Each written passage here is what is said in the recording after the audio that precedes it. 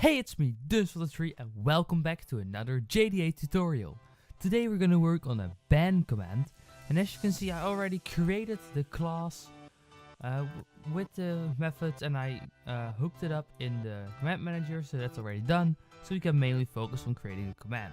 So let's start off by giving the invoke, and the invoke is ban, and let's just paste in the help which I have on my clipboard and import constants.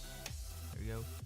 So it says ban user from server, usage ban, user reason, and this is not gonna be a temp ban command because those can get way too complex for a video. Next up, let's open our kick command and let's just copy these values. So first off, we're gonna get an if statement that says if our mentioned members is empty or our arguments are less than 2, we say missing arguments. Next up, we're gonna get our target and the reason, which is the same as in the kick command. After that, we're gonna check if the person ran the command has permission to ban members and if he can interact with the member, because you cannot ban, kick members or delete roles from members that are equal or above you. Thank you, Discord. Next up, we do the same check for the bot,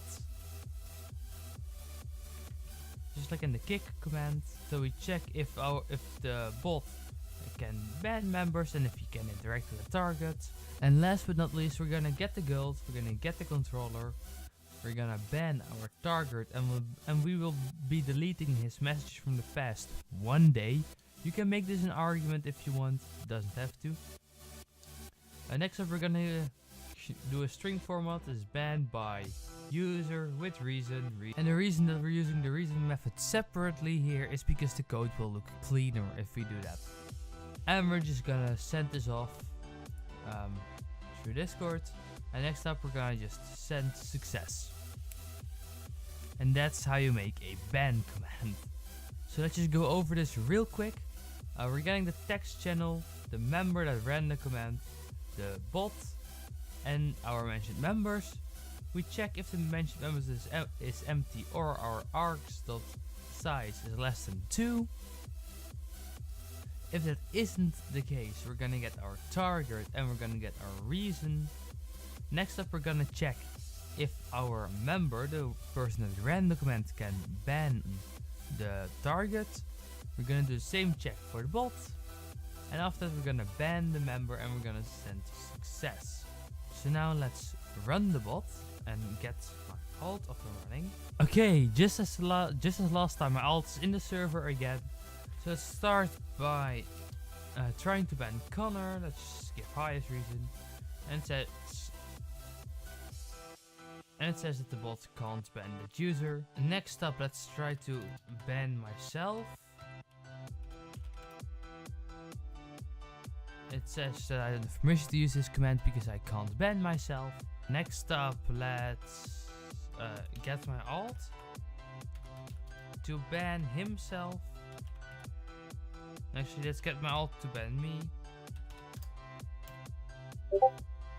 As you can see, that doesn't work because he can't ban me.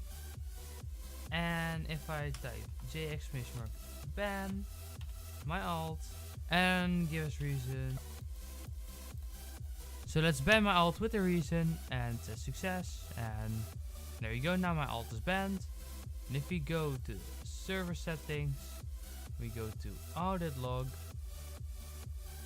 you can see that my alt is now banned with the reason pineapple sauce.